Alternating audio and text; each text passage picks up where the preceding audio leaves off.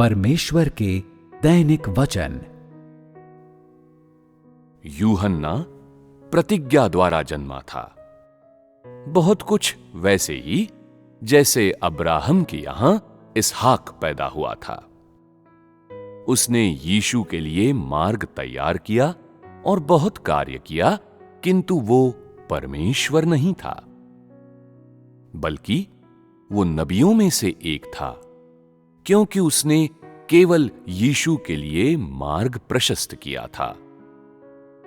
उसका कार्य भी महान था और केवल उसके द्वारा मार्ग तैयार किए जाने के बाद ही यीशु ने आधिकारिक रूप से अपना कार्य शुरू किया। संक्षेप में, उसने केवल यीशु के लिए श्रम किया और उसके द्वारा किया गया कार्य यीशु के कार्य की सेवा में था। उसके द्वारा मार्ग प्रशस्त किए जाने के बाद यीशु ने अपना कार्य शुरू किया, कार्य जो नया, अधिक ठोस और अधिक विस्तृत था। यूहन्ना ने कार्य का केवल शुरुआती अंश किया। नए कार्य का ज्यादा बड़ा भाग यीशु द्वारा किया गया था। यूहन्ना ने भी नया कार्य किया, किंतु उसने नए युग का सूत्रपात नहीं किया था। यूहन्ना प्रतिज्ञा द्वारा जन्मा था और उसका नाम स्वर्गदूत द्वारा दिया गया था। उस समय कुछ लोग उसका नाम उसके पिता जकरयाह के नाम पर रखना चाहते थे, परंतु उसकी मां ने कहा, इस बालक को उस नाम से नहीं पुकारा जा सकता, उसे यूहन्ना के नाम से पुकारा जाना चाहिए। ये सब पवित्र आत्मा के आदेश से हुआ था। यीशु का नाम भी पवित्र आत्मा के आदेश से रखा गया था। उसका जन्म पवित्र आत्मा से हुआ था और पवित्र आत्मा द्वारा उसकी प्रतिज्ञा की गई थी। यीशु परमेश्वर, मसीह और मनुष्य का पुत्र था, किंतु यूहन्ना का कार्य भी महान होने के बावजूद उसे परमेश्वर क्यों नहीं कहा गया? यीशु द्वारा किए गए कार्य और यूहन्ना द्वारा किए गए कार्य में ठीक ठीक क्या अंतर था? क्या सिर्फ यही एक कारण था कि यूहन्ना वो व्यक्ति था जिसने यीशु के लिए मार्ग तैयार किया था, या इसलिए क्योंकि इसे परमेश्वर द्वारा पहले से ही नियत कर दिया गया था? यद्यपि यूहन्ना ने भी कहा था, मन फिराओ, क्योंकि स्वर्ग का राज्य निकट आ गया है, और उसने स्वर्ग के राज्य के सुसमाचार का भी उपदेश दिया था, किंतु उसका कार्य आगे नहीं बढ़ा और उसने मात्र शुरुआत की। इसके विपरीत यीशु ने एक नए युग का सूत्रपात करने के साथ साथ पुराने युग का अंत भी किया, किंतु उसने पुराने विधान की व्यवस्था भी पूरी की।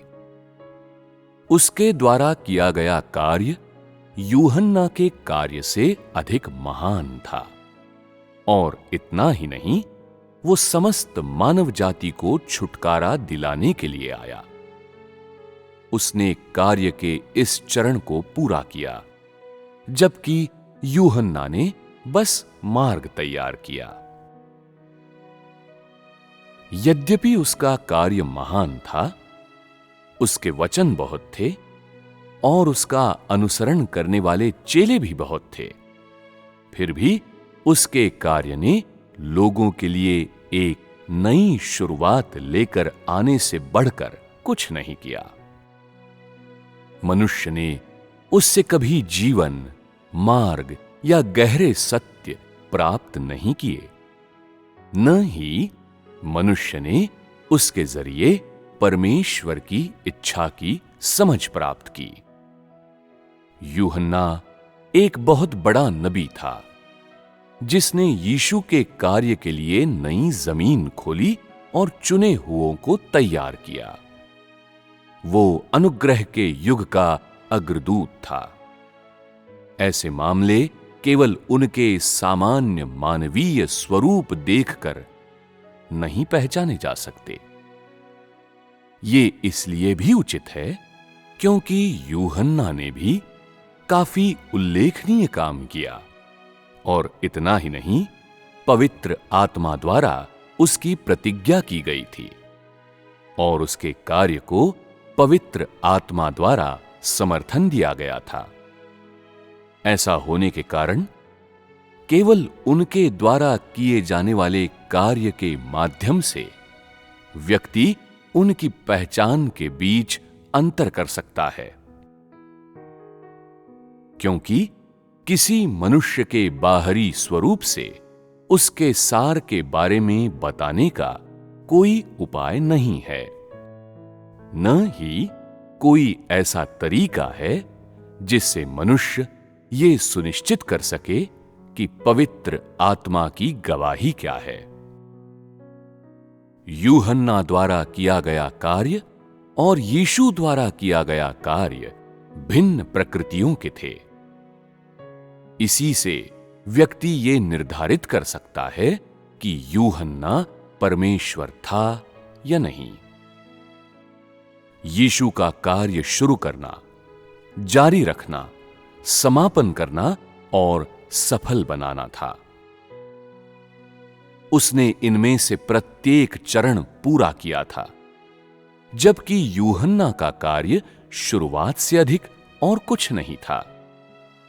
आरंभ में यीशु ने सुसमाचार फैलाया और पश्चात्ताप के मार्ग का उपदेश दिया, और फिर वो मनुष्य को बपतिस्मा देने लगा, बीमारों को चंगा करने लगा और दुष्टात्माओं को निकालने लगा। अंत में उसने मानव जाति को पाप से छुटकारा दिलाया और संपूर्ण युग के अपने कार्य को पूरा किया। उसने लगभग हर स्थान पर जाकर मनुष्य को उपदेश दिया और स्वर्ग के राज्य का सुसमाचार फैलाया। इस दृष्टि से यीशु और यूहन्ना समान थे। अंतर यह था कि यीशु ने एक नए युग का सूत्रपात किया और वो मनुष्य के लिए अनुग्रह का युग लाया। उसके मुंह से वो वचन निकला जिसका मनुष्य को अभ्यास करना चाहिए, और वो मार्ग निकला जिसका मनुष्य को अनुग्रह के युग में अनुसरण करना चाहिए। और अंत में उसने छुटकारे का कार्य पूरा किया। यूहन्ना ये कार्य कभी नहीं कर सकता था, और इसलिए वो यीशु ही था जिसने स्वयं परमेश्वर का कार्य किया, और वही है जो स्वयं परमेश्वर है और सीधे परमेश्वर का प्रतिनिधित्व करता है।